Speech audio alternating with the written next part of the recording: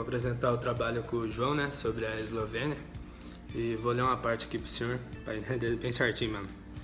Então, a Eslovênia se declarou independente em 25 de junho de 1991. Embora tivesse anunciado anteriormente que iria fazer no dia 26, este adiantamento foi uma ação surpresa para ter-se uma vantagem estratégica para a expectativa de um confronto inevitável com o JNA. Tô olhando aqui pra baixo, tinha que olhar aqui pra cima, tô olhando aqui pra baixo. Mas tá bom também. Que terá início logo a declaração de independência. Com 24 horas de antecedência à declaração surpresa, o governo esloveno perturbou a resposta do governo federal em Belgrado, preparada para 26 de junho. Então é isso, né? Agora o João vai apresentar mais um pouco. E muito obrigado pela atenção de todos. Bom, boa tarde, Dair. Então, hoje estarei apresentando como foi a independência da Eslovênia. Estarei fazendo vídeos bravos de 30 segundos, ou pouco, não sei, porque meu celular não está aguentando, mas beleza. Como o Silvio passou, ele está passando a palavra para mim agora, e eu irei ser o novo jornalista. Embora o exército iugoslavo tinha concordado com o uso da força para lidar com as reivindicações da independência eslovena, discordaram sobre a forma de fazê-lo. Embora o comandante em chefe da JNA, o general Adzic, recomendou uma vasta operação destinada a substituir o irredento governo esloveno por um governo mais amigável. As autoridades centrais e seus superiores políticos, Kadijevic, propõem uma abordagem mais cautelosa, defendendo uma mera demonstração de força para convencer os eslovenos a abandonar a reivindicação da independência. Então, como a gente está vendo hoje em nosso jornal, que eles estão tentando não deixar a Eslovênia ser independente. Estão fazendo de tudo para a Eslovênia reivindicar a independência. No entanto, esse debate interno no CJNA optou para o cargo de Kadijevic. Ele conseguiu ganhar. No entanto, não está claro quantos membros civis do governo iugoslavo foram envolvidos na decisão de recorrer à força na Eslovênia. O moderato croata Markovic, o presidente do Conselho Executivo Federal, disse mais tarde que o governo federal não tinha sido informado das ações do exército. Mas mesmo assim sabemos que a Eslovênia conseguiu sim ser independente, pois eles tramaram uma guerra de 10 dias e a Eslovênia conseguiu convencer que ela conseguiria ser independente, certo? E assim, hoje a Eslovênia é um país independente, mas passou por muito trabalho para ser independente, pois tinha muitos países envolvidos nisso.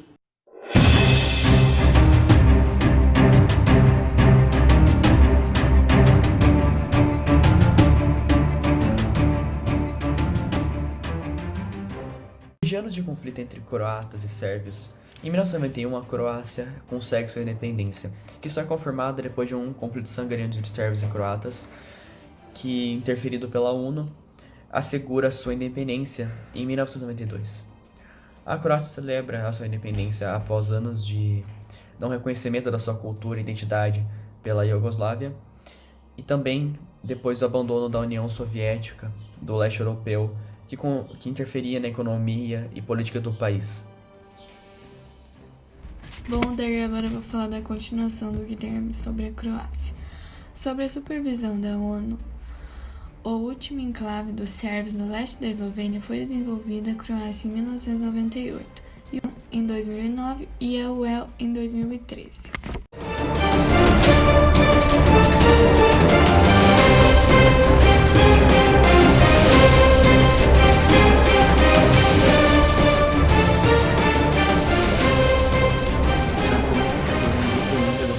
Da Macedônia do Norte. Ela começou no fim da Segunda Guerra na atual Macedônia do Norte, onde passou a constituir uma das 6 repúblicas que formavam a República Socialista Federativa da Iugoslávia. Assim, a Macedônia do Norte declarou sua independência da Iugoslávia em 1991. Depois de a Croácia e a Eslovênia se terem separados da Iugoslávia, a República Socialista da Macedônia também, por recear o domínio sérvio, foi conduzida a declarar a independência da Jugoslávia em 1991, o ano que foi adotada uma nova constituição que consagrou a multipartidação. O novo Estado foi admitido nas Nações Unidas em abril de 1993, com o nome da antiga República Jugoslávia da Macedônia. Foi isso aí, Rodrigo.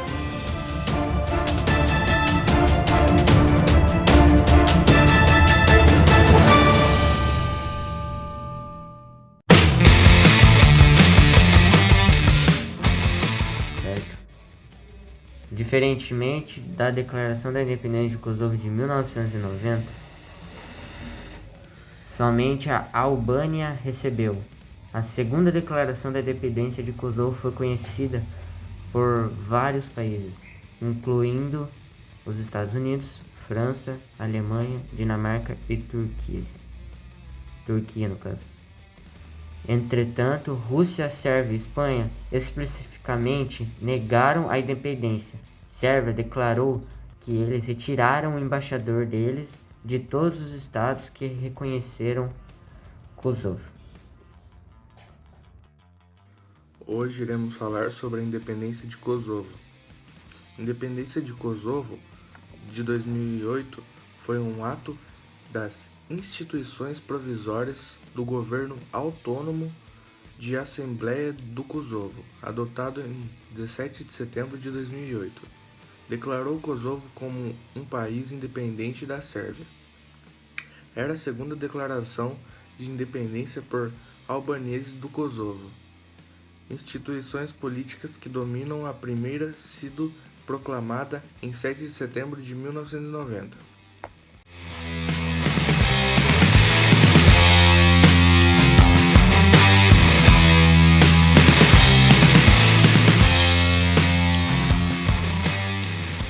Vou falar um pouco sobre a Bósnia e Herzegovina. A Bósnia está localizada na Península Balcânica, certo? Ela é muito abrangente porque apresenta vários rios, vários lagos, várias aldeias medievais, inclusive, e até monumentos históricos. Bom, eu vou ler a notícia aqui que veio agora pra gente. Bora lá. A Bósnia e Herzegovina declarou soberania em outubro de 1991 e sua independência da ex-Iugoslávia em 3 de março de 1992, após o referendo boicotado por sérvios. Os sérvios da Bósnia, apoiados pelos vizinhos Sérvia e Montenegro, reagiram com resistência armada com o objetivo de dividir a república, ou seja, eles tinham o objetivo de dividir a república, e unir-se às áreas controladas pelos sérvios para formar uma grande Sérvia. Eles queriam formar uma grande Sérvia. Em março de 1994, os bósnios e os croatas reduziram o número de contingente em guerra, assinando um acordo que criava a Federação Bósnia-Croata. Isso mesmo. Da Bósnia e Herzegovina. O Acordo de Dayton. Um acordo muito conhecido, totalmente conhecido aí por todo mundo, não é mesmo? O Acordo de Paz manteve as fronteiras internacionais da Bósnia e Herzegovina e criou um governo multiétnico e totalmente democrático. Totalmente democrático, totalmente com democracia, beleza? Então eu vou seguir aí, segue com o Jorge aí, em seguida com o Thomas. Falou! Primeiramente eu vou falar sobre as forças de Dayton, que eu não sei se o Hugo já falou ou não, porque a gente não combinou isso. Mas ele foi um acordo que manteve as fronteiras internacionais de Bósnia e também criou um governo multiétnico e democrático para ela. Muito bom, né? Bom, agora eu vou continuar lendo o resto, né? A Força Internacional de Manutenção da Paz, IFOR, liderada pela OTAN em 1995, foi substituída ao longo do tempo por uma Força de Estabilização, SFOR. Em 2004, as Tropas de Manutenção da Paz da União Europeia, EUFOR, substituíram o SFOR. Atualmente, a EUFOR emprega cerca de 600 soldados com capacidade de assistência e treinamento em segurança.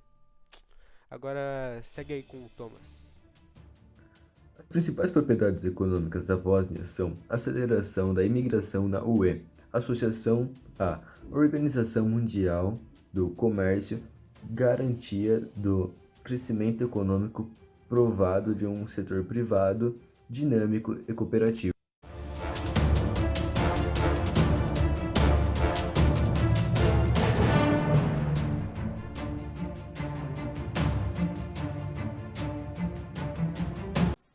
Então, eu vou falar sobre a independência da Letônia. Basicamente, a Letônia só existiu porque ela foi meio que sustentada, ela foi meio que adequada pelos povos que eram antigos povos que eram conhecidos como bálticos. A independência dela só foi ser declarada em 18 de novembro de 1918 e só que nesse período ela, na verdade, ela ficou 2 anos sem ser reconhecida pelos outros países grandes. Por exemplo, pela Rússia Soviética e pela Alemanha, ela só foi ser reconhecida mesmo em 1920, 2 anos depois de sua independência. Porque nesse meio período de 2 anos ela esteve em guerras e meio que como ela ajudou muito e eles ganharam essas guerras, justamente por isso que ela foi reconhecida como um país, entendeu? Mas a partir do momento que ela foi declarada mesmo, ela não tinha sido reconhecida por nenhum dos países grandes. Após só ela colaborar, que ela foi reconhecida como um país realmente. O poder, aqui é o Anthony, tô de duplo com o Eduardo Garpelotti, certo? Número 1, número 2, eu acredito. E a gente vai falar sobre a independência da Letônia. Certinho, Ader? Vamos lá então. Na primeira metade de 3000 a.C., as primitivas tribos bálticas chegaram ao território. Elas foram os ancestrais do povo letão. O povo letão seria, no caso, o povo que morava na Letônia naquela época, certinho? Esses mantiveram contato com o Império Romano, que por meio do comércio de âmbar, atividade interrompida com a invasão dos eslavos no século VII, certinho,Der?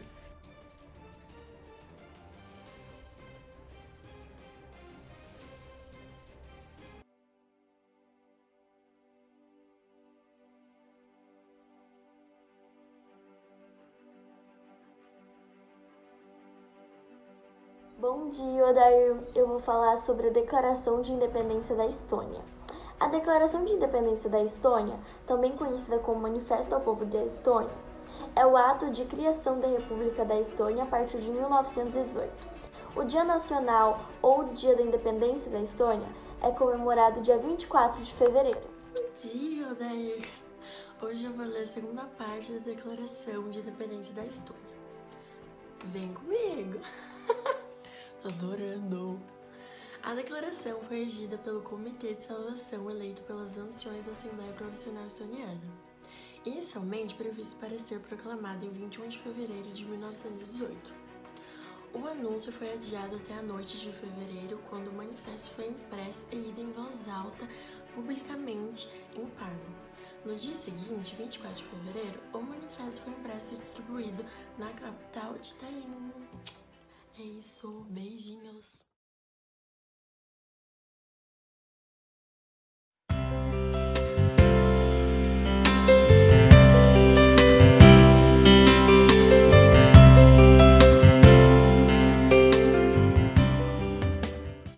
Fala, Dair, beleza? Aqui é o Matheus, aluno do primeiro colegial do Colégio Objetivo de Itaguaituba. Então, agora eu vou falar sobre a Lituânia. A Lituânia conquistou sua independência após sua Primeira Guerra Mundial, mas também foi anexada pela URSS em 1940. Em 11 de março de 1990, a Lituânia se tornou a primeira das repúblicas soviéticas a se declarar sua independência. Mas Moscou não reconheceu essa proclamação até setembro de 1991. Então, as últimas tropas que foram se retiradas em 1993 foram as russas. A Lituânia posteriormente reestruturou sua economia para a integração na instituição da Europa Ocidental, passando a inserir no sistema capitalista. Com isso, ingressou à OTAN e na UE em 2004. Em 2015, a Lituânia ingressou na zona do euro e em 2018 na OCDE. Então, a Lituânia foi um dos primeiros países após a Guerra Mundial a ter sua independência. Beleza? Anota aí, Odair. Tamo junto. É nóis. As últimas tropas russas retiraram-se em 1993. A Lituânia posteriormente reestruturou sua economia para a integração nas instituições da Europa Ocidental, passando a se inserir no sistema capitalista. Com isso, ingressou na OTAN e na UE em 2004. Em 2015, a Lituânia ingressou na zona do euro e em 2018 na OCDE.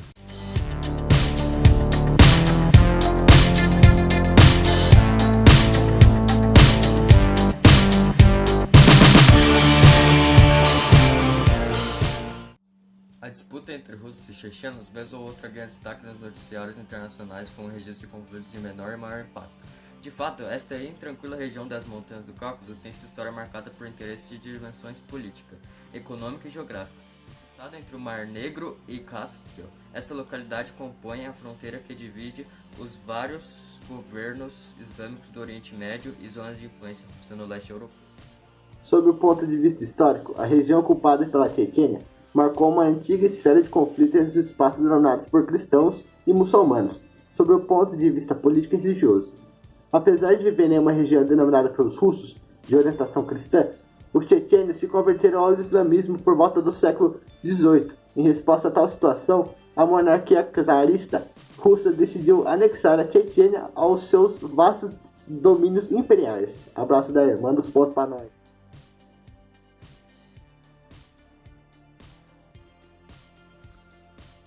Parabéns aos alunos do primeiro ano do Colégio Objetivo que gravaram esses vídeos mostrando aí, falando das independências das províncias do leste europeu, da antiga Iugoslávia, da União Soviética, da região do Cáucaso, toda essa região que era socialista até 1989.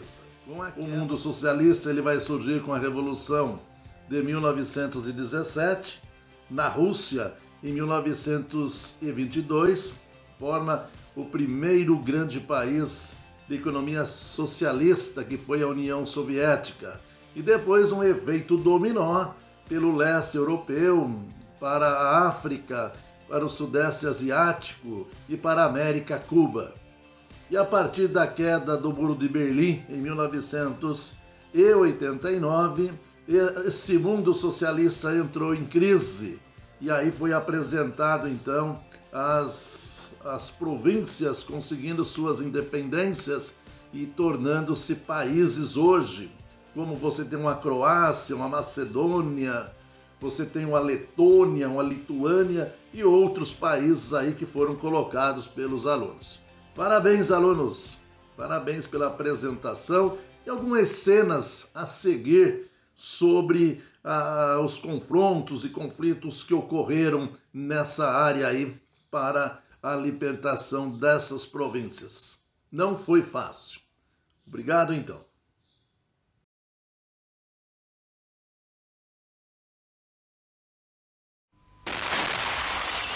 Na manhã de 4 de agosto de 1995, das Craínas e Paraquenina, Slobodan Milosevic tinha cidade não reconhecida pela comunidade internacional, ocupava um terço da Croácia. Bastaram 4 dias para o exército croata tomar a quase totalidade da região. Centenas de civis morreram na chamada Operação Tempestade. A ofensiva marcou o fim do conflito mortífero entre a Croácia e a Sérvia, agravado por feridas não saradas. As aldeias foram pilhadas e incendiadas, como antes os sérvios fizeram em Osijek, Vukovar, Vinkovci, Karlovac. É lembrar o público não apenas dos crimes efetuados.